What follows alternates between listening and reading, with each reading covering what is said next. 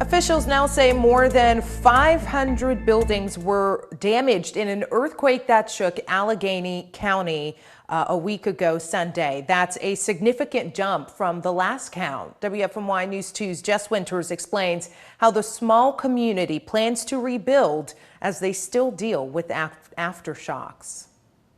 The aftershocks keep coming. Some damage is less obvious and other destruction is clear as day. Caution tape and crumbled stone line the streets of Sparta.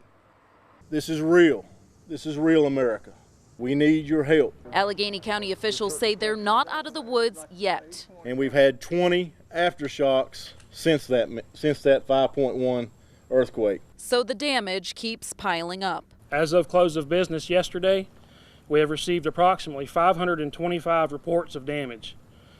Some of these are very minor, some of them are very severe. Of the whopping 525 reports, the worst of it left children and families without homes. The Red Cross is housing 19 individuals from 10 different families. Officials saying not a single person had earthquake insurance. They're really struggling right now. So all eyes are looking to the state for help. The county submitted its request for funds. Now they wait for the stamp of approval. I expect to know within the next week or two, I hope. I'm hopeful.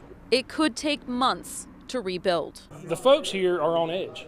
And having anxiety issues over every little rumble.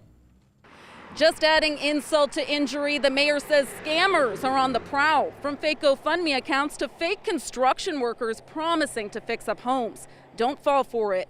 Reporting in Sparta, Jess Winters, WFMY News 2.